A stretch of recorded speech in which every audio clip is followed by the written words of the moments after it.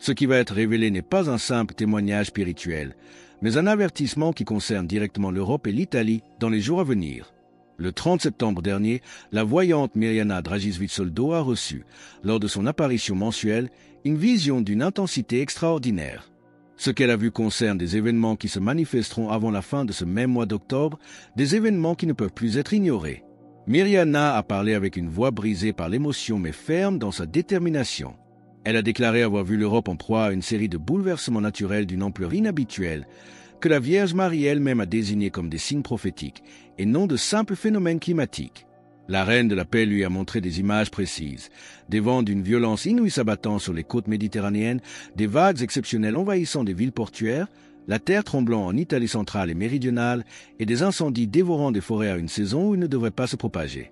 Ces événements, a-t-elle expliqué, sont des messages du ciel qui utilisent la nature pour secouer les consciences lorsque les mots ne suffisent plus.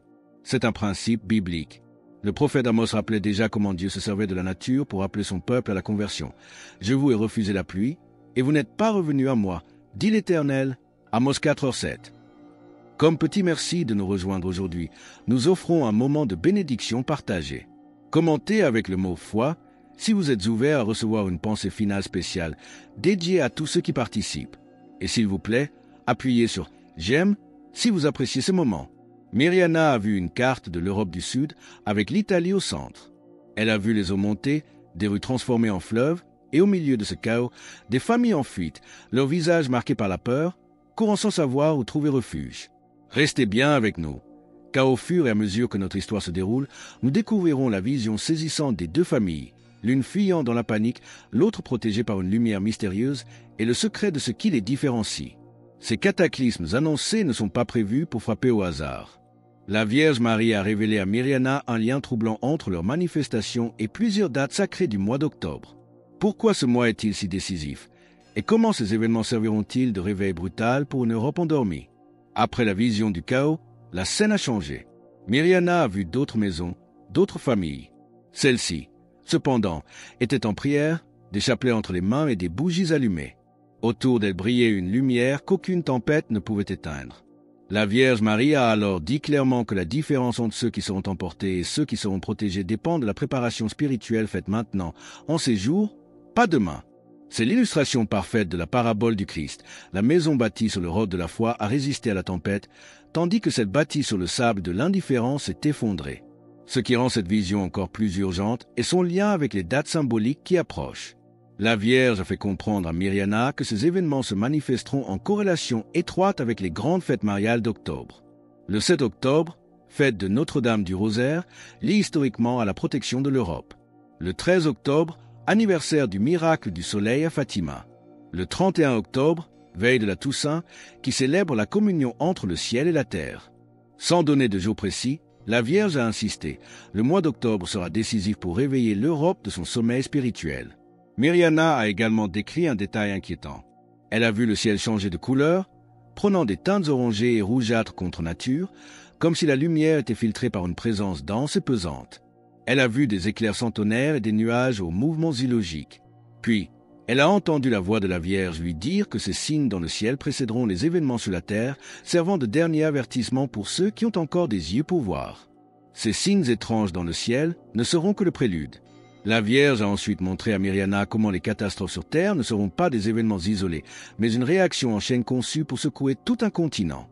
Quelle était la peine visible sur le visage de la Vierge, et quel message angoissant a-t-elle donné concernant l'indifférence de ses enfants? La Vierge a insisté sur le fait qu'il ne s'agit pas d'événements isolés. Elle a montré à Mirjana comment tout est interconnecté. Un tremblement de terre dans une région sèmera la peur dans une autre. Une inondation au sud aura des conséquences au nord. C'est comme si l'Europe entière devait être secouée pour lui rappeler qu'elle a oublié Dieu. La nouvelle de cette vision s'est répandue comme une traînée de poudre parmi les pèlerins. Plusieurs témoins ont rapporté avoir vu Mirjana en larmes après son apparition du 30 septembre. Elle aurait confié n'avoir jamais vu la Vierge aussi affligée. Non pas affligée par la punition, mais par l'indifférence de ses enfants, sachant que beaucoup continueront d'ignorer ces signes jusqu'à ce qu'il soit trop tard. Car lorsque la tempête arrivera, ils crieront au secours, mais la préparation doit se faire avant, pas pendant. Mirjana a ensuite lancé un appel direct à l'Italie. Elle a affirmé que ce pays a un rôle particulier dans le plan de la Vierge. L'Italie garde Rome, le cœur de l'Église et une tradition de foi séculaire.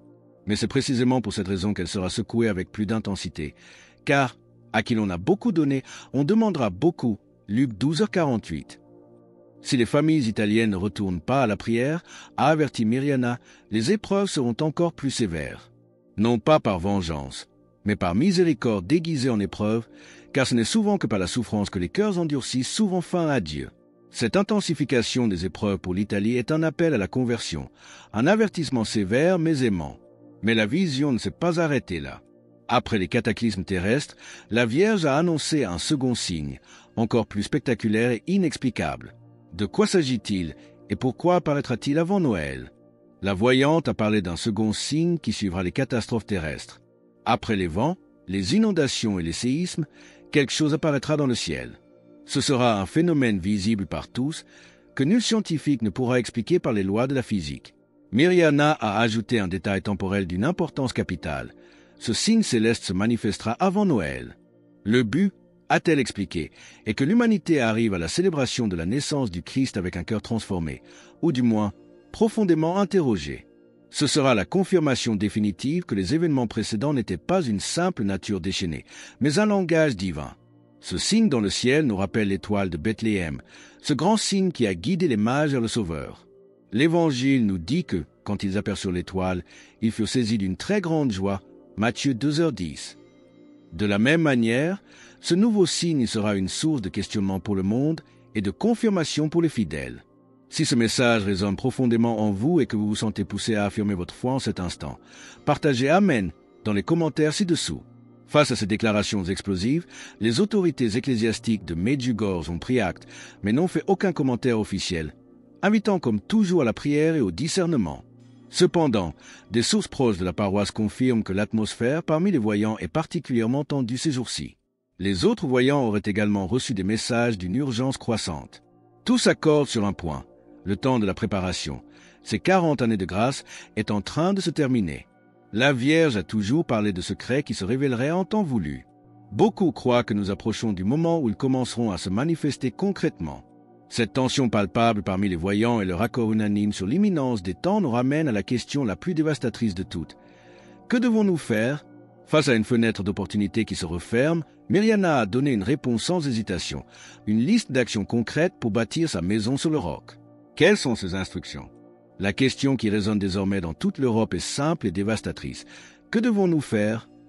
Mirjana a répondu sans la moindre hésitation, donnant une feuille de route claire et concrète. Premièrement, prier le rosaire en famille, chaque jour. Deuxièmement, jeûner le mercredi et le vendredi.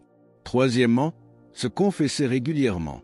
Quatrièmement, placer une image sacrée au centre de la maison et consacrer sa famille à la Vierge Marie. Et par-dessus tout, le point le plus crucial, changer de vie. Cesser de vivre comme si Dieu n'existait pas. Cesser de ne courir qu'après le bien-être matériel. Cesser d'ignorer les pauvres, ceux qui souffrent, les derniers de notre société. Ces actions sont la manière concrète de bâtir sa maison sur le roc, comme nous l'enseigne Jésus dans l'Évangile. Car la voyante l'assure, la tempête viendra. Et lorsque les pluies tomberont, que les torrents déborderont et que les vents souffleront, seule la maison fondée sur le roc de la foi restera debout. Les autres, celles bâties sur le sable de l'indifférence et du matérialisme, seront emportées. Mais Mirjana précise une chose terrifiante. Le plus grand danger ne viendra pas tant des événements extérieurs que de l'effondrement intérieur. Le véritable ouragan sera la panique, le désespoir, le vide de ceux qui, n'ayant rien de solide à quoi se raccrocher, seront submergés par leur propre angoisse. Ces instructions sont notre ancre de salut, le roc sur lequel nous devons bâtir nos vies dès aujourd'hui. Mais Mirjana a conclu son intervention avec des paroles qui glacent le sang, tout en offrant une ultime lueur d'espérance. Que nous révèlent les larmes de la Vierge Marie, et quelle est la promesse qu'elle a faite aux familles qui prieront au milieu du chaos? Mirjana a conclu son intervention par des paroles qui glacent le sang, mais qui, en même temps, ouvrent une porte à l'espérance. Elle a affirmé que la Vierge Marie pleure. Elle ne pleure pas de colère, mais de douleur face à l'indifférence de ses enfants. Cependant, même en pleurant, elle n'a pas cessé de couvrir ses enfants de son manteau. Mirjana a ensuite précisé un point capital. Les événements sont désormais en mouvement et ne peuvent plus être arrêtés, car ils sont devenus nécessaires pour le réveil des consciences. Cette situation rappelle le récit du déluge, où la tristesse de Dieu face au péché du monde a rendu le jugement nécessaire, tout en offrant un moyen de salut, l'arche, pour la famille de Noé. Aujourd'hui, notre prière est cette arche. Elle ne peut plus empêcher la tempête, mais elle peut en atténuer la force et rendre les épreuves supportables pour ceux qui ont la foi. La Vierge a fait des promesses concrètes. L'Europe sera secouée, mais non détruite. L'Italie tremblera, mais ne tombera pas, et les familles qui priveront la protection tangible du ciel au milieu du chaos. Pour rejoindre notre communauté et trouver force et encouragement dans la prière commune, pensez à cliquer sur « J'aime » et à vous abonner. C'est alors que Myriana a partagé la partie la plus saisissante de sa vision. La Vierge m'a montré 2 futurs possibles, a-t-elle déclaré. Dans l'un, je vois la désolation et des pleurs sans fin. Dans l'autre, je vois la renaissance après l'épreuve. La question qui suspend le destin de millions de vies est alors posée. Lequel de ces 2 futurs se réalisera? La réponse de Myriana est un ultimatum. Cela dépend du nombre de personnes qui se mettront à genoux avant que la fin du mois d'octobre n'arrive. La vision de ces 2 avenirs possibles nous place face à la responsabilité la plus importante de notre vie. Le ciel a parlé, l'avertissement a été donné. Il ne reste plus qu'à décider si nous voulons être trouvés endormis ou en prière lorsque le moment arrivera. Quelle sera notre réponse finale à cet ultimatum d'amour? Le temps est court, le ciel a parlé, le choix nous appartient désormais. La vision de Myriana n'est pas une menace, mais un acte de miséricorde ultime, un avertissement donné pour que nous puissions choisir la vie. Les 2 futurs qu'elle a vus, la désolation ou la renaissance, ne sont pas prédéterminés. Lequel se réalisera dépend de notre réponse, maintenant, dans les jours qui nous restent.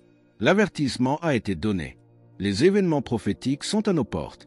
Il ne reste plus qu'à décider si nous voulons être trouvés éveillés dans la prière ou endormis dans l'indifférence lorsque le moment viendra. Faire notre part, c'est mettre en pratique les instructions simples et puissantes de la Vierge. Transformer nos familles en cénacles de prière avec le chapelet quotidien. Jeûner pour fortifier notre esprit, nous réconcilier avec Dieu par la confession. Surtout, changer de vie en mettant Dieu au centre de tout. C'est cela, choisir la renaissance après l'épreuve. C'est cela, bâtir notre maison sur le roc pour qu'elle puisse résister à la tempête qui vient. Le Seigneur nous a prévenus à maintes reprises dans l'Évangile. Sa conclusion est toujours la même, et elle résonne aujourd'hui avec une force nouvelle. Ce que je vous dis, je le dis à tous, veillez. Marc 13h37. La Vierge Marie a fait sa part. C'est maintenant à nous de faire la nôtre.